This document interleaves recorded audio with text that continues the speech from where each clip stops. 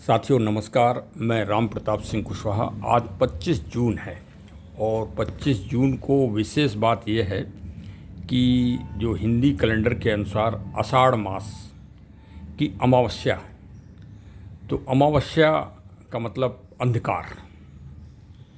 तो इसी अंधकार में लगभग पुलिस विभाग में 36 साल की नौकरी की। तो जब ये पखवाड़ा चला करता था, तो जब हम 1982, 83, 84 बैच के सब इंस्पेक्टर सीधी भर्ती के थे, तो उस समय डकैतियाँ पड़ा करती थीं।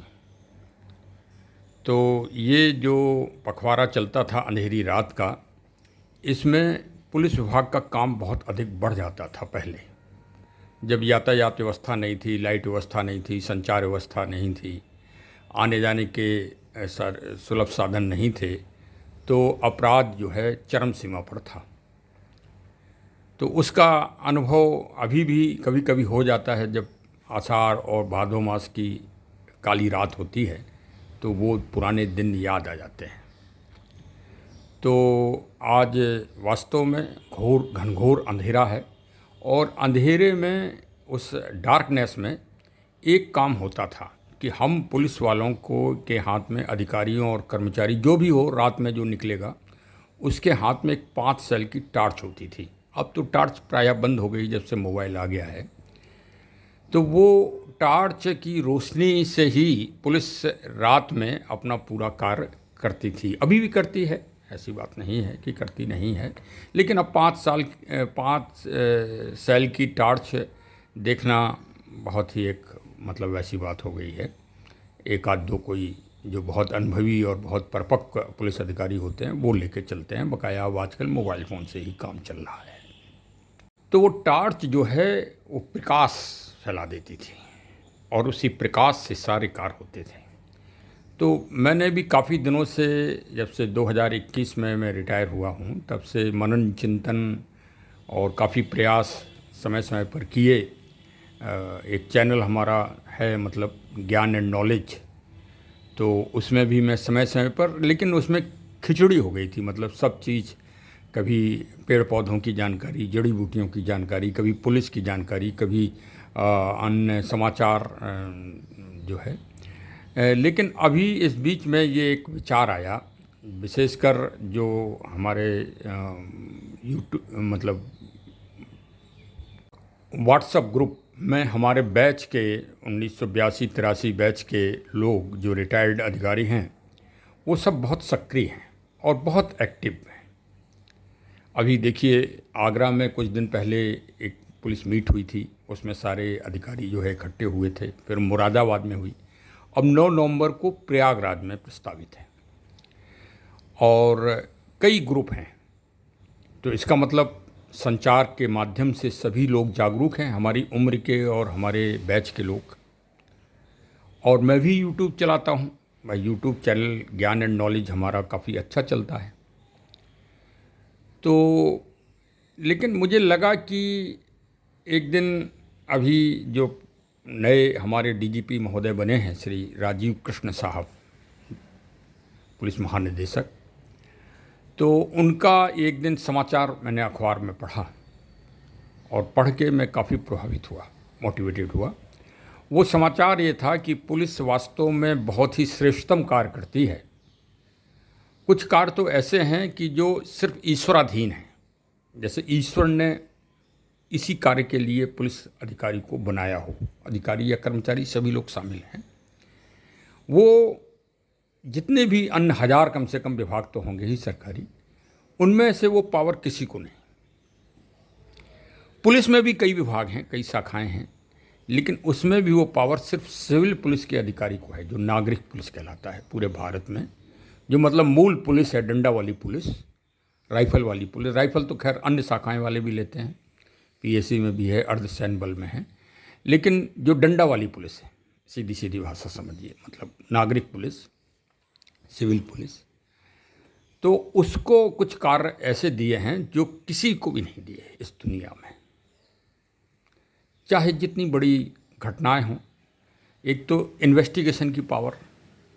इन्वेस्टिगेशन की पावर आप लोग कहोगे कि भारत के संविधान ने दी है या भारत के कानून ने दी है, लेकिन मैं ये कहूँगा कि इन्वेस्टिगेशन, विवेचना, अनुसंधान, तफ्तीश का पावर और ये विशेष पावर सिर्फ ईश्वर के द्वारा प्रदत्त है। अब वो कैसे, इसका प्रमाण क्या है? देखिए, गीता में स्पष्ट रूप से भगवान ने कहा है, योगेश्वर भगवान कृष्ण ने, कि मनुष्य एक निमित्त मात्र है, सब मैं करता हूँ। भाई, यही स्पष्ट होता है कि जो पुलिस में आता है वो कुछ न कुछ ईश्वरीय उसको बल है, ईश्वरीय उसको शक्ति प्राप्त है। उसका शरीर उस तरह से बनता है, शुरू से जन्म से हष्टपुष्ट होता है, बहुमुखी होता है, और भी कई विशेषताएं हैं जो अन्य से उसको अलग कर देती हैं, और वो पुलिस विभाग में आ जाता है। अब पुलिस विभाग में आने के बाद फिर वो सिविल पुलिस की ही नौकरी करेगा, ये एक और बड़ा प्रश्न चिन्ह है। तो और सिविल पुलिस वाला ही इन्वेस्टिगेशन भी करता है और वही रात्रि गश्त करता है। जो रात्रि गश्त में आराम से सभी लोग सोते हैं, पूरी जनता, और वो जागता है।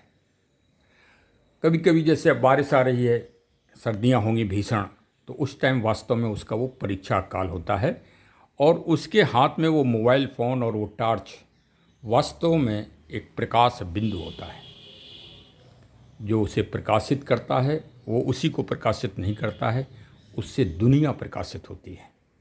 क्योंकि जब शांति रहेगी और अपराध विहीन दुनिया होगी, तभी आप ये समझिए कि इस दुनिया में कुछ परिवर्तन हो सकता है।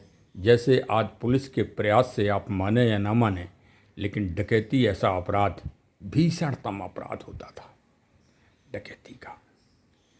सुबह बैलगाड़ी या ट्रैक्टर अगर सुबह 9 बजे तक थाने के सामने ना आए तो जो स्टेशन अफसर या एसओ जो होता था, वो उस दिन को शुभ दिन मान लेता था। नहीं तो कहीं ना कहीं से बैलगाड़ी में लेटे हुए, कराहते हुए लोग, जगह जगह से कटे पिटे, सिर फटा हुआ, या ट्रैक्टर ट्राली, जब ट्रैक्टर आ गया 1975 और 76 के बाद, तो ट्रैक्टर से फिर लाशें आने लगीं और आदमी आने लगे, सीधे थाने आते हैं।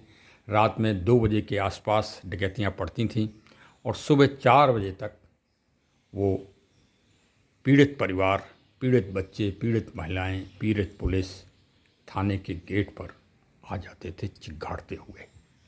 लेकिन आज ये प्रायः अपराध रुक गया है। इसमें सरकारों का भी योगदान है, लेकिन क्रियाशीलता तो सिविल पुलिस के अधिकारियों की ही है। तो मतलब कहने का ये है कि उस टार्च के द्वारा ही इन अपराधों को प्रकाश के द्वारा रोकने में सहायता मिली। तो आज संचार का युग है। आज जितनी भी परिवर्तन, जितनी भी क्रांति हो रही हैं, वो सब संचार के माध्यम से हो रही हैं। पहले भी होती रहीं, आज भी होती रहीं, और आवाज़ उसका सबसे बड़ा माध्यम है। वॉइस, आवाज़ आप करते रहिए, चाहे दिन में कितने भी बार करिए, सुबह से चिल्लाना चालू कर दीजिए, तो आवाज़ के द्वारा आप कुछ भी परिवर्तन और क्रांति इस दुनिया में ला सकते हैं। यही लोकतंत्र का सबसे बड़ा हथियार है। तो उसी आवाज़ के लिए हमने आज ग्रेट पुलिस नाम के इस चैनल की हम शुभारंभ कर रहे हैं।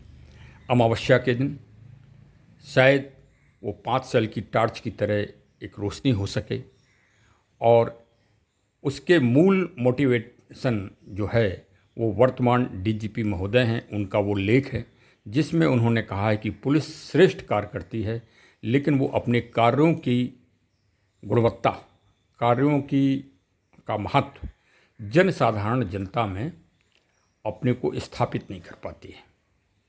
वास्तव में ये मैंने भी 36 साल की नौकरी में अनुभव किया कि कई बार मेरे और मेरे साथियों की जान भी जाते जाते बची, ईश्वर ने ही बचाया।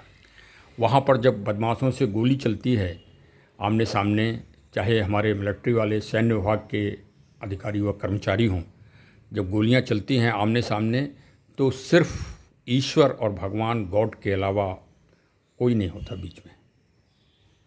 हाँ, ये प्रत्यक्ष को प्रमाण की आवश्यकता नहीं है, ये काफ़ी अनुभव हुए और देखा गया। तो उस बुलंद आवाज़ और तीव्र प्रकाश का सबसे बड़ा साधन अगर आज है तो सोशल मीडिया है।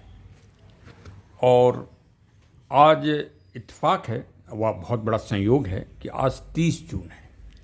30 जून बहुत ही पावन और बहुत ही अच्छा श्रेष्ठतम दिवस है, और विशेषकर विश्व सोशल मीडिया दिवस भी है आज के दिन। तो मैंने सोचा कि यूट्यूब चैनल का इससे अच्छा सदुपयोग और इससे अच्छा उपयोग, यूटिलाइजेशन और कुछ नहीं हो सकता। तो आज से इस ग्रेट पुलिस चैनल की शुरुआत हो रही है, शुभारंभ हो रही है। आप लोग क्लैपिंग करिए और हमको आशीर्वाद दीजिए और अपना अपना मार्गदर्शन दीजिए और अपने अपने सुझाव दीजिए समय समय पर, वही हमारे लिए आशीर्वाद तुल्य होंगे। इससे दो बातें होंगी जो मैंने सर्वे किया कि कम से कम 5-6 हमारे ग्रुप चल रहे हैं व्हाट्सएप पर, और सब उनके जो लीडर्स हैं वो बहुत अच्छे तरह से ऑर्गेनाइज कर रहे हैं। तो एक तो सबसे बड़ी प्रशंसा और बधाई के वो पात्र हैं, और उन्होंने भी हमको मोटिवेशन और प्रेरणा दी। तो मैंने कहा कि ये प्लेटफॉर्म ऐसा रहेगा कि सभी लोग की उपस्थिति भी प्राप्त होती रहेगी, कमेंट के माध्यम से या अन्य किसी माध्यम से, क्योंकि जब नीला सही का निशान, राइट निशान जब दिखाई देता है, राइट साइन, तो ये आभास हो जाता है कि मेरा ब्लॉग, मेरा वीडियो फला सज्जन और महापुरुष या मेरे संबंधित प्रियजन ने देख लिया है। तो उस देखने की कितनी खुशी होती है, ये मतलब इसका आभास वही व्यक्ति कर सकता है जिसको वो खुशी प्राप्त हो रही है। ये शब्दों में नहीं कहा जा सकता कि जब वो नीला टिक दिखाई देता है तो वास्तव में एक बहुत अच्छी अनुभूति होती है। तो उस अनुभूति को और उस समागम को, उस संपर्क सूत्र को मानने को करने के लिए ये एक छोटा सा प्रयास किया है। श्री रामचरितमानस का एक उदाहरण भी यहाँ पर प्रस्तुत कर रहा हूँ। देखिए, निसंदेह वो तो अलग बात है कि समालोचना किसी की भी हो सकती है, समालोचना भगवान राम की भी होती है, लेकिन हमारा और आपका तो विश्वास है कि राम ईश्वर के अंश और ईश्वर के अवतारी थे, प्रभु श्री राम जी, और महाशक्तिशाली थे। लेकिन उनको भी सहयोग और संपर्क की आवश्यकता पड़ी। राम राम तब तक थे जब तक उनको हनुमान नहीं मिले।